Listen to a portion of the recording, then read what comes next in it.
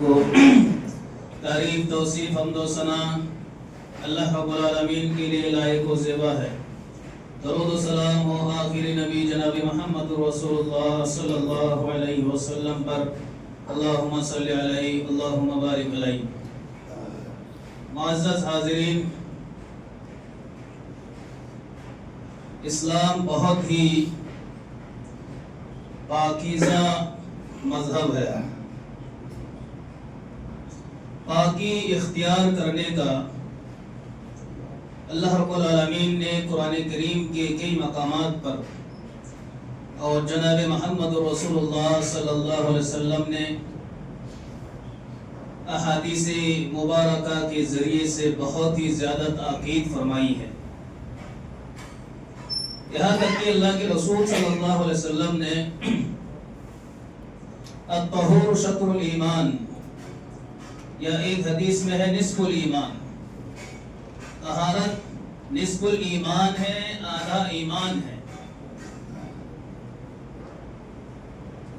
اللہ نے قرآن کریم کے اندر خطبہ مسنونہ کے بیچ میں نے جو تلاوت کی ہے ایک آیت کی، اللہ نے کہا کہ ان اللہ یحب التوابین ویحب المتطہرین،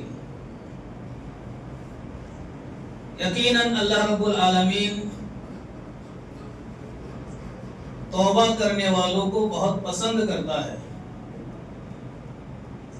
وَيُحِبُّ الْمُتَطَهِّرِينَ، اور جو لوگ پاکی اختیار کرتے ہیں، پاکیزہ بنتے ہیں، انہیں بھی اللہ رب العالمین بہت پسند کرتا ہے۔ طہارت حاصل کرنا، نجاست سے دوری اختیار کرنا ہر مومن اور ہر مسلمان کی ذمہ داری ہے۔ نماز جیسا اہم رکن بلا طہارت کے قبول نہیں کی جاتی ہے۔ اس کے لیے شرط ہے کہ انسان پاک و ستھرا ہو کر کے وضو کر کے نماز ادا کریں، تب اللہ رب العالمین نماز کو قبول فرماتا ہے۔ لیکن مسئلہ یہ ہے پاک اور ناپاک، اس کی تعیین ہم کیسے کریں گے کہ کیا چیز پاک ہے اور کیا چیز ناپاک ہے؟ اللہ نے بہت تاکید کی ہے، رسول اکرم صلی اللہ علیہ وسلم نے بہت تاکید کی ہے پاکی اختیار کرنے کی، یہاں تک کہ جو دوسری وحی ہے اللہ تعالیٰ نے اس میں کہا قم فانذر وربک فکبر وثیابک فطہر، اے محمد صلی اللہ علیہ وسلم آپ اٹھ جائیے۔ اللہ کے رسول سو رہے تھے، وحی نازل ہوئی کہ آپ اٹھ جائیے، اپنے رب کے لیے تکبیر بیان کریں، وثیابک فطہر، اور اپنے کپڑوں کو صاف کرے، تنظیم کرے، صاف ستھرا کرے، پاکیزہ اختیار کرے۔ یہ دوسری وحی ہے۔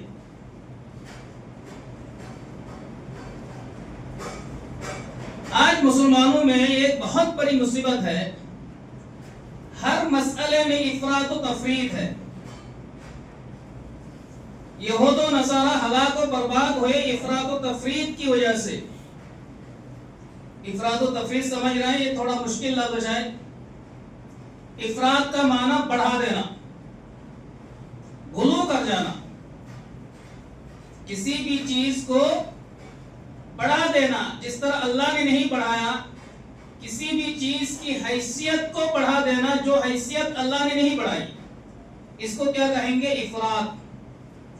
اور تفریط کا مطلب یہ ہے کہ کسی چیز کی جو حیثیت اللہ نے بتلائی ہے اس حیثیت سے اس کو نیچے کر دینا، یہ ہے تفریط۔ اللہ کے رسول صلی اللہ علیہ وسلم کی جو امت ہے، یعنی ہم ہیں، ہمیں امت وسط کہا، وَجَعَلْنَاكُمْ أُمَّةً وَسَطًا لِتَكُونُوا شُهَدَاءَ عَلَى النَّاسِ۔ امت وسط کا مطلب کیا ہوا؟ یعنی کسی بھی مسئلے پر، کسی بھی چیز پر نہ تو ہم افراط کرتے ہیں اور نہ تفریط کرتے ہیں، غلو بھی نہیں کرتے ہیں، تقصیر بھی نہیں کرتے ہیں، کسی چیز کو اتنا نہیں بڑھاتے ہیں جتنا اللہ نے نہیں بڑھایا، اور کسی کا مقام ایسا نہیں گراتے ہیں جیسا اللہ نے نہیں گرایا، بلکہ اس کے بیچ والا جو راستہ ہے، اسی راستہ کو اللہ رب العالمین نے امت وسط کہا۔ اس کے بیچ کے جو ماننے والے ہیں، انہی کو اللہ رب العالمین نے امت وسط کہا، اور یہی راستہ تھا صحابہ کرام رضوان اللہ علیہم اجمعین کا راستہ۔ نہ تو افراط کے شکار ہوئے نہ ہی تفریط کے شکار ہوئے، بلکہ دین کو ویسے ہی اختیار کیا جیسا کہ اللہ رب العالمین نے نازل کیا، ہر چیز کو ویسا ہی فالو کیا جیسا کہ اللہ رب العالمین نے نازل کیا۔ پاکی، پاک ناپاک، اس کی تعیین ہم اپنے مزاج، اپنے شوق، اپنی طبیعت سے نہیں کر سکتے۔ یاد رکھیے گا جملہ، اپنے شوق، اپنے مزاج، اپنی طبیعت سے پاکی اور ناپاکی کا فیصلہ نہیں کر سکتے۔ کیوں؟ اللہ نے کہا وَتَفْصِيلًا لِكُلِّ شَيْءٍ وَهُدًى وَرَحْمَةً لِقَوْمٍ يُؤْمِنُونَ۔ یہ جو دین اسلام ہے یہ مکمل ضابطۂ حیات ہے۔ ایسا نہیں ہے کہ اس دین میں طہارت کے مسائل بیان نہیں کیے۔ اللہ نے، اللہ کے رسول نے پاک کیا ہے نہیں بیان کیا، ناپاک کیا ہے نہیں بیان کیا۔ ایسا ہے؟ اگر ایسا ہمارا عقیدہ ہے، عقیدہ درست کرنے کی ضرورت ہے۔ ہر چیز کی وضاحت اللہ قرآن نے خود اس کی گواہی دی۔ ایک ایسی شریعت ہے جس میں ہر چیز کی وضاحت کیا ہے موجود ہے۔ جو مسائل صحابہ کرام کے دور میں پیدا نہیں ہوئے، ان مسائل کے لیے بھی اللہ رب العالمین نے قرآن کو بطور اصول اور حدیث رسول کو جناب محمد رسول اللہ صلی اللہ علیہ وسلم نے اصول کے طور پر پیش کیا۔ یعنی ایسی اصولی کتاب ہے، چاہے قرآن ہو یا حدیث ہو، قیامت کے صبح تک جتنے نئے نئے مسائل پیدا ہوں گے وہ تمام مسائل قرآن اور حدیث سے حل کیے جائیں گے۔ اس بات کا ایمان رکھنا، عقیدہ رکھنا، اعتقاد رکھنا از حد ضروری ہے۔ آئیے سراسر آج کے جمعے میں، چونکہ اس میں بھی بہت زیادہ الجھنیں ہیں مسلمانوں کے درمیان، پاک کیا ہے ناپاک کیا ہے۔ مسلمانوں کا بہت بڑا طبقہ ہے جو اپنے مزاج سے پاک اختیار کرتے ہیں، اپنے مزاج ہی سے ناپاکی کا فیصلہ کرتے ہیں۔ اگر باریکی سے دیکھا جائے، یہ اللہ رب العالمین کی جو حاکمیت ہے، حلال حرام، پاک ناپاک کے فیصلے کرنے کا، اس فیصلے کو اپنے ہاتھ میں لینا ہے، اور اسی چیز کو اللہ رب العالمین نے قرآن میں رب بنانا کہا۔ یہی کیا ہے؟ رب بنانا ہے۔ بہرحال غلط موضوع ہے، پاک کیا ہے ناپاک کیا ہے، چونکہ یہ عام زندگی میں ہر ایک عام آدمی کو ان چیزوں سے روز بروز ان مسائل سے سامنا کرنا پڑتا ہے۔ تو آئیے آج کے جمعے میں مختصر انداز میں اس موضوع کو لے کر چند باتیں کر لیتے ہیں۔ ناپاک کیا ہے؟ انسان کے پیشاب سے، جہاں سے انسان پیشاب کرتا ہے، یعنی انسان کا پیشاب سمجھیں، انسان کا پاخانہ سمجھیں، یہ دونوں ناپاک ہیں۔ دلائل بھرمار ہیں، سب کے لیے دلائل دوں گا تو وقت بہت کم ہے۔ پیشاب پاخانہ کیا ہے؟ ناپاک ہے۔ مزی اور ودی کیا ہے؟ ناپاک ہے۔ اس میں اجماع ہے، اتفاق ہے۔ ایک پیشاب ہو گیا، ایک پاخانہ ہو گیا، ایک مزی ہو گیا، ایک ودی ہو گیا. یہ چاروں چیزیں کیا ہیں؟ ناپاک ہے بالاتفاق، اس میں کسی کا کوئی اختلاف نہیں. اسی طرح جو حیض کا خون ہے ناپاک ہے، نفاس کا خون ہے ناپاک ہے. کوئی مردار ہے چاہے وہ جانور حلال ہی کیوں نہ ہو، جیسے گائے ہیں، اونٹ ہے، بکری وغیرہ ہے، اگر وہ مر گئے، مرنے کے بعد وہ مردار کیا ہے؟ ناپاک ہے. اس کے چمڑے کو اگر دبا کر دی جائے وہ حلال ہو جاتا الگ بات ہے، لیکن وہ مردار کیا ہے؟ ناپاک ہے. اسی طرح کتا ناپاک ہے، سور بھی کیا ہے؟ سراپا ناپاک ہیں. جو درندے ہیں، درندے کے گوشت کیا ہے؟ ناپاک ہیں. یہ بنیادی چند چیزوں کا میں نے ذکر کیا ہے جو ناپاک ہیں. پاکی اور ناپاکی، حلال و حرام کو سمجھنے کے لیے ایک بات آپ صرف سمجھ لیں، بہت آسان ہے سمجھنا، ورنہ ایک عام انسان کتنا تلاشے گا کیا حلال ہے، کیا حرام ہے، کیا پاک ہے، کیا ناپاک ہے؟ تلاشنا تو بہت مشکل ہے. ایک اصول یاد رکھے محدثین کا، اسلام کو بہت ہی آسان سے سمجھنے کے لیے محدثین کرام نے بے شمار دلائل کو سامنے رکھتے ہوئے ایک اصول بنایا تاکہ پاکی، ناپاکی، حلال و حرام آسانی سے انسان کو سمجھ میں آ جائے. اصول کیا ہے؟ حلال و حرام میں، یعنی کھانے پینے میں، پاکی ناپاکی میں یا معاملات میں، اصل کیا ہے؟ حلال ہے، سب حلال ہے. سمجھے پھر سے، اس بات کو اگر سمجھ لیں گے دین کو سمجھنا آسان ہے. ہر چیز پاک ہے، ہر چیز کیا ہے؟ پاک ہے، الا یہ کہ ناپاکی کی کوئی دلیل آ جائے. جیسے میں چند چیزوں کا ذکر کیا ہے، چونکہ حدیثیں ہیں، دلائل ہیں، موجود ہے کہ یہ چیز ناپاک ہے، اللہ کے رسول نے ناپاک کہا. ہر چیز پاک ہے، پھر سے سمجھے، ہر چیز کیا ہے؟ پاک ہے، الا یہ کہ ناپاکی کی کوئی دلیل آ جائے. جب تک ناپاک ہونے کی کوئی دلیل ہمارے سامنے نہیں آئے گی، ہم اس چیز کو کیا سمجھیں گے؟ پاک سمجھیں. ہر چیز حلال ہے جب تک حرمت کی کوئی دلیل نہ آ جائے، جب تک حرام ہونے کی کوئی دلیل نہ آ جائے تب تک ہم اس کو کیا سمجھیں گے؟ جائز سمجھیں گے. ناپاکی کی دلیل نہیں ہے، یہی دلیل ہے کہ یہ چیز کیا ہے؟ پاک ہے. حرمت کی دلیل نہیں ہے، حرمت کا دلیل نہ ہونا یہ اس بات کا ثبوت ہے یہ چیز کیا ہے؟ حلال ہے، جائز ہے. آپ ڈاکٹر کے پاس جاتے ہیں، ڈاکٹر کیا کرتا ہے؟ اگر آپ کو کوئی بیماری ہے، آپ کو کیا کیا نہیں کھانا ہے وہ بتا دیتا ہے، کیونکہ کھانے کی فہرست بہت لمبی ہے، کہاں تک وہ بتائے گا؟ آپ کو کیا نہیں کھانا ہے وہ بتا دیا.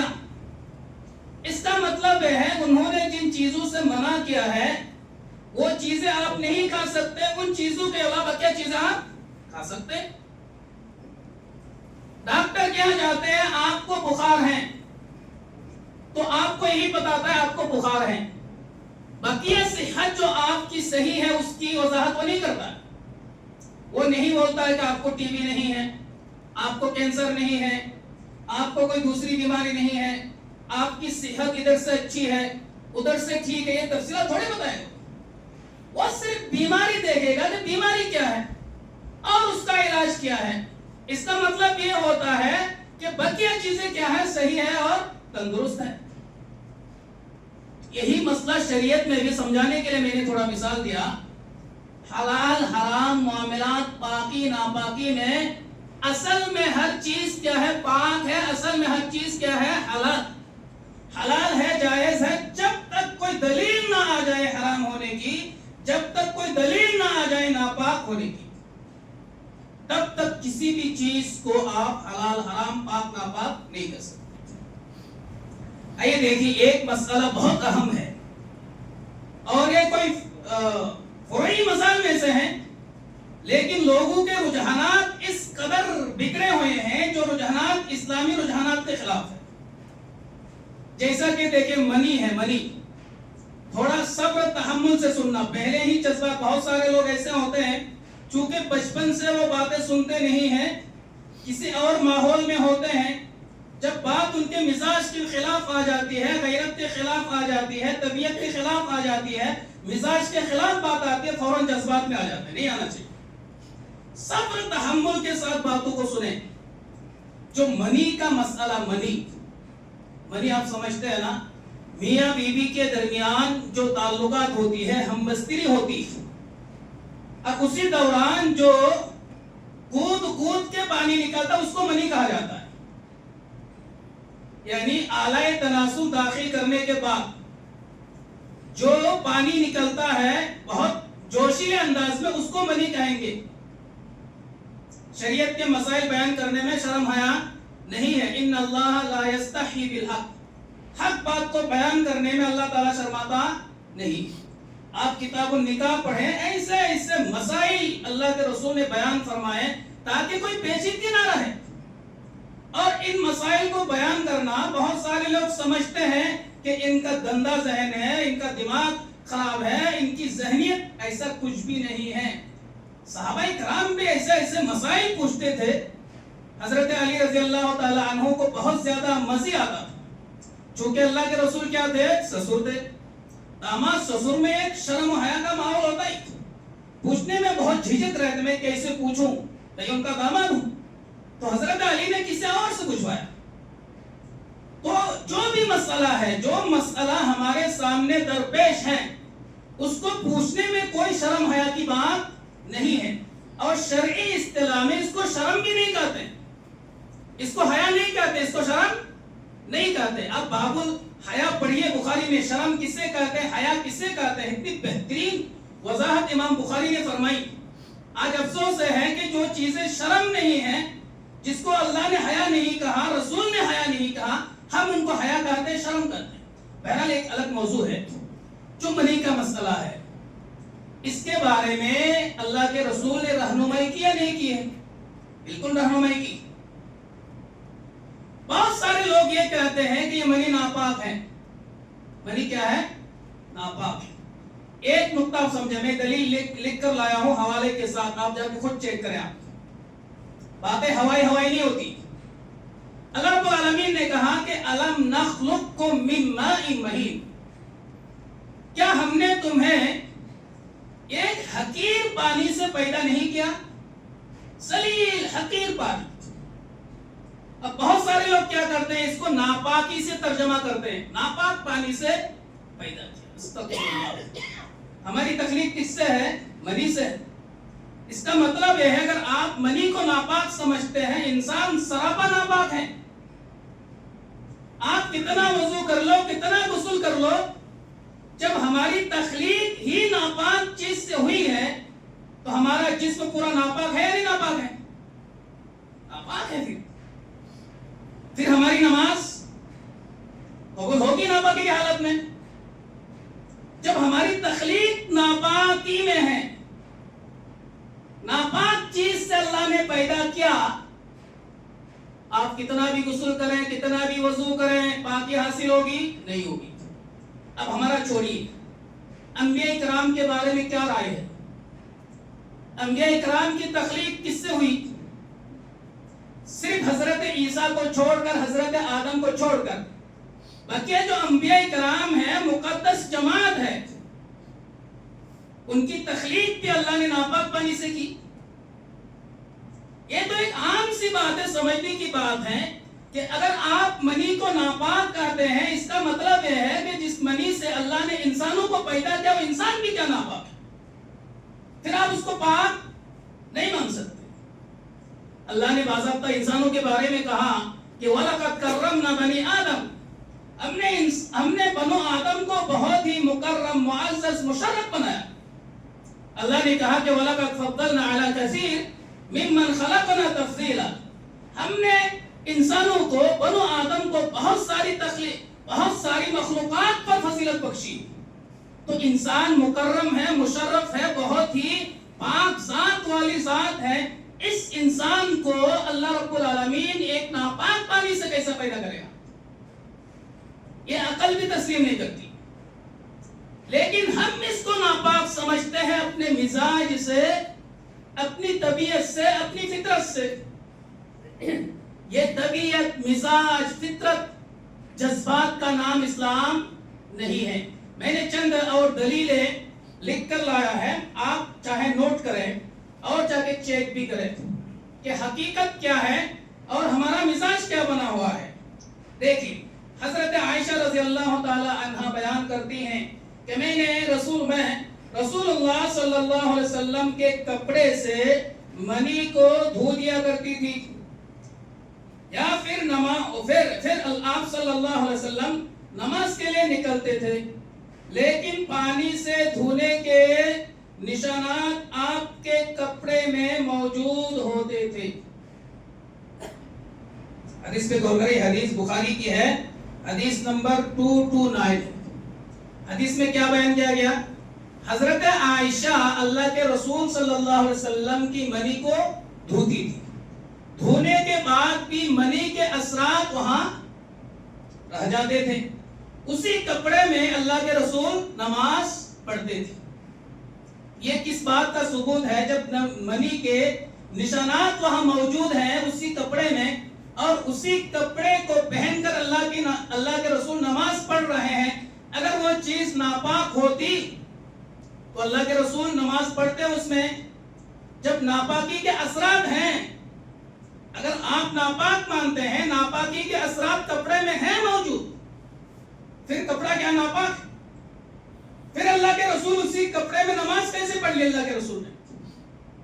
تو اس بات کا ثبوت ہے منی ناپاک نہیں ہے. اسی طرح دیکھیں اور بھی حدیثیں، تمام حدیثوں کو سنیں گے تو مسئلہ واضح ہوگا. دارقطنی میں ہے، دارقطنی ایک حدیث کی کتاب ہے، اس میں ہے حضرت عائشہ ہی بیان کرتی ہے کہ جب منی خشک ہوتی تو میں اسے رسول اللہ صلی اللہ علیہ وسلم کے کپڑے سے خرچ دیتی تھی، اور جب تر ہوتی تو اسے میں دھو دیتی تھی. جب خشک ہوتی، اگر وہ چیز ناپاک ہوتی تو اللہ کے رسول خشک ہونے کے لیے چھوڑ دیتے. اب ذرا عقل سے سوچیے، ایک نبی ہے، ایک رسول ہے، دوسری وحی ہی میں اللہ نے پاکی اختیار کرنے کا حکم دیا ہے، اے محمد آپ اٹھیں اپنے کپڑوں کو پاک و صاف کریں. اگر منی ناپاک ہوتی تو اللہ کے رسول خشک ہونے تک چھوڑ دیتے؟ تو رہنے دو. جبکہ ایک حدیث میں آتا ہے کہ اللہ کے رسول صلی اللہ علیہ وسلم کے جوتے میں کوئی گندگی لگی ہوئی تھی، غلاظت تھی، اللہ کے رسول کو نہیں، اوپر سے وہی آئی، فوراً نماز ہی کی حالت میں جوتا کھول کر اللہ کے رسول نے پھینک دیا. ذرہ برابر تاخیر نہیں کی، کیونکہ وہاں ناپاکی نہیں ہوئی تھی. ناپاکی کو لے کر نماز نہیں ہوتی. 1 منٹ 1 سیکنڈ تاخیر ہے کہ اللہ کے رسول نے. اسی طرح آپ دیکھیں کہ ایک دیہاتی نے مسجد میں پیشاب کر دیا تھا، پیشاب ناپاک ہے. جب اس کو پیشاب کرنے دیا، پیشاب کرنے کے بعد اللہ کے رسول نے تاخیر کی کہ 2-3 گھنٹے کے بعد اس کو صاف کرنا. فوراً پانی منگوایا اور اللہ کے رسول نے اس پر پانی بہا دیا. اس میں تاخیر کیوں؟ یہ بظاہر لگتا ہے کہ یہ منی تو پیشاب و پاخانہ سے بھی زیادہ غلاظت والی چیز ہے. یہ ہمارا فلسفہ ہے، ہمارا مزاج ہے، ہماری طبیعت ہے. اسلام کی جو طبیعت، اسلام کا جو مزاج ہے، اس مزاج کو سمجھنے کے لیے عقل سلیم کی ضرورت ہوتی ہے. اس میں کیا حکمتیں ہیں، کیا مصلحتیں ہیں، اللہ جانے، اللہ کے رسول بہتر جانے. اور ہمارے پاس اتنی عقل اور اتنی عقل سلیم نہیں ہے کہ اللہ کے رسول صلی اللہ علیہ وسلم کے ہر حکم کے اسباب و وجوہات تک ہم پہنچ سکیں. اور بہت سارے علماء پہنچتے بھی ہیں جن کے پاس عقل سلیم ہے. اب دیکھیے، یہ خشک تر چھوڑ دینا اس بات کی دلیل ہے کہ یہ منی ناپاک نہیں ہے. اگر ناپاک ہوتی تو اللہ کے رسول خشک ہونے تک چھوڑ نہیں دیتے. ایک حدیث میں دیکھیے، یہ تو حضرت عائشہ کرتی تھی.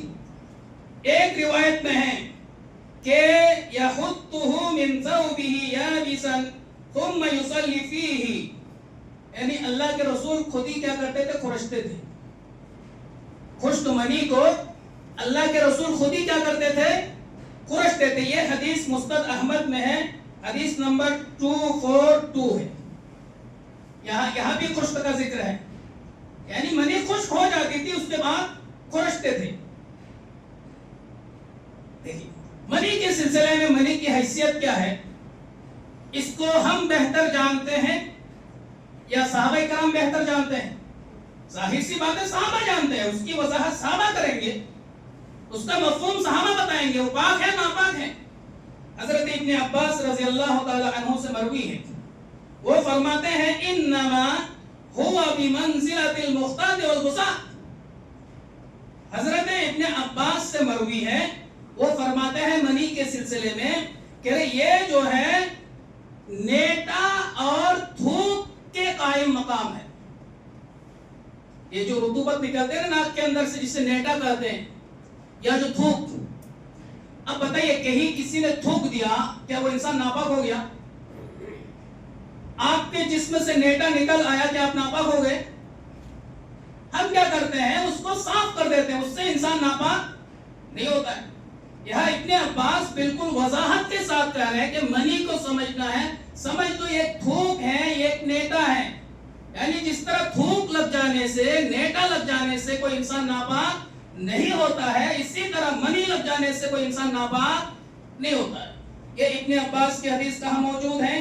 یہ حدیث اس سے آگے فرماتے ہیں تمہارے لیے اتنا ہی کافی ہے کہ اسے کپڑے یا اسخر گھاس سے صاف کر لو. یعنی پانی کی بھی ضرورت نہیں ہے، کپڑے سے آپ نے صاف کر دیا، کپڑا بھی نہیں ہے، اسخر ایک گھاس ہے، یا گھاس سے بھی اس کو آپ نے کیا کر دیا؟ صاف کر دیا.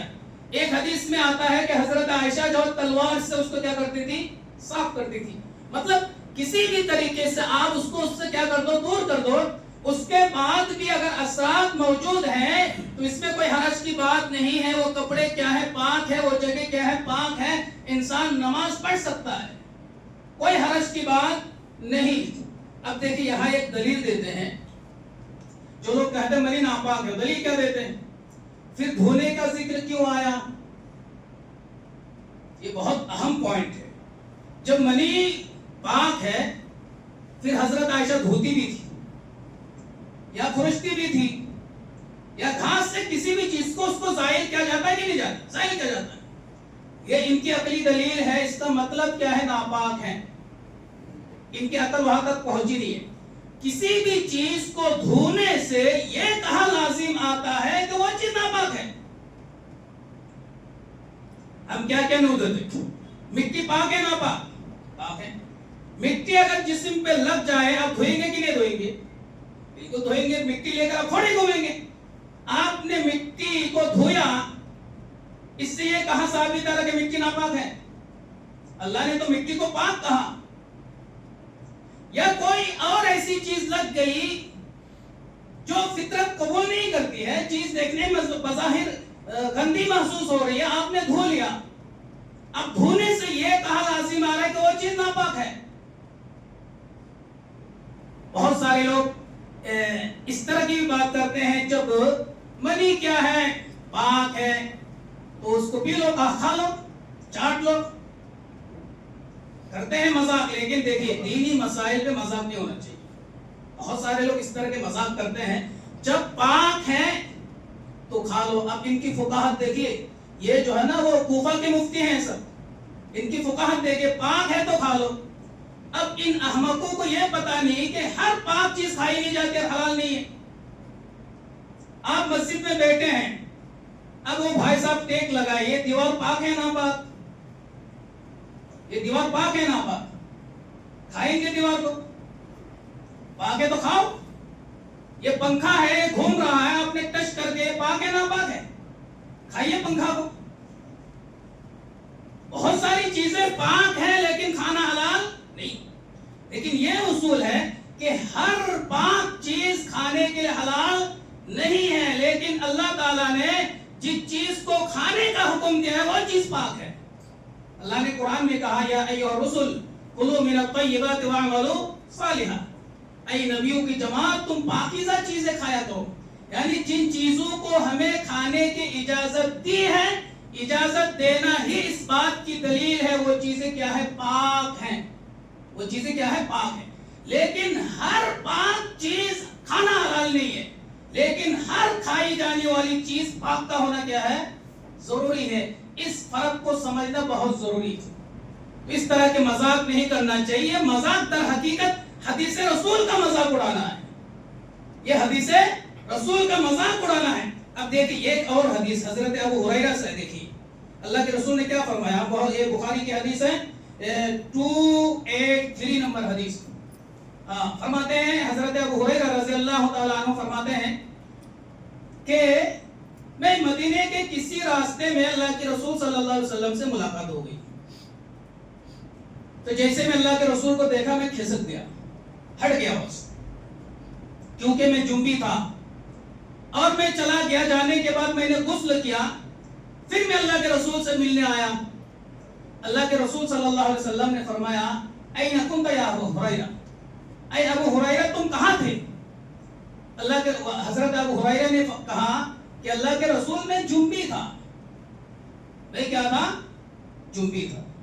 غور کریں، حضرت ابو ہریرہ اس لیے نہیں آئے اللہ کے رسول سے ملنے کے لیے، وہ جنبی تھے، غسل کرنے کے بعد آئے۔ اللہ کے رسول نے فرمایا سبحان اللہ، کیا فرمایا؟ سبحان اللہ، ان المؤمن، ایک حدیث میں ہے ان المسلم لا ينجس۔ سبحان اللہ کب کہا جاتا ہے؟ تعجب کے لیے، حیرت کے لیے، یعنی حضرت ابو ہریرہ جو ملنے نہیں آئے جنابت کی حالت میں، یہ اللہ کے رسول کو بہت تعجب ہوا، سبحان اللہ، اللہ کی ذات پاک، یعنی تم نے جو سوچ رکھا ہے، سمجھ رکھا ہے کہ جنبی ناپاک ہوتا ہے، اس سے اللہ کی ذات کیا ہے؟ پاک ہے، ایسی کوئی بات نہیں ہے، اور مجھے اس عمل پر تو بڑا تعجب ہے، حیرت ہے۔ اس کے بعد اللہ کے رسول نے فرمایا ان المؤمن لا ينجس، کہہ رہے مومن کبھی ناپاک ہوتا ہی نہیں ہے، مومن کبھی ناپاک ہوتا ہی نہیں ہے۔ ایک حدیث میں ہے چاہے مردہ ہو یا زندہ ہو، یعنی مرنے کے بعد بھی مومن مسلمان ناپاک نہیں ہوتا۔ کیسے ناپاک ہو سکتا بھائی؟ اب کوئی نجاست لگے گی، جس وقت جہاں لگے گی وہ جگہ ناپاک ہے، اس کی وجہ سے کوئی مومن جو ہے پورا ناپاک نہیں ہوتا، ہمیشہ پاک ہوتا ہے۔ جن چیزوں کو اللہ نے کہا ناپاک ہے، ان چیزوں میں سے کوئی چیز لگ گئی وقتی طور پر، وہاں تک جہاں تک وہ چیزیں لگی ہیں وہاں تک کیا ہے؟ ناپاک ہے، اس کو دھو لیا ہے تو پاک ہو گیا۔ بہت سارے یہ بھی دلیل دیتے ہیں کہ جب منی پاک ہے، جب منی پاک ہے پھر جنبی کے لیے غسل کرنا واجب کیوں ہے؟ جنبی جو میاں بیوی ملنے کے بعد، میاں بیوی ملنے کے بعد چاہے منی نکلے یا نہ نکلے، ایک ہی بات دیکھیے، چاہے منی نکلے یا نہ نکلے، صرف منی نکلنے پر ہی اللہ کے رسول نے غسل کا حکم نہیں فرمایا، یعنی مطلب کسی شوہر نے اپنی بیوی سے ملاقات کی، مباشرت کی، منی نہیں نکلی، ہوتا بھی ہوگا، ایسے حالات ہوتے ہوں گے، پھر بھی اللہ کے رسول نے کیا فرمایا؟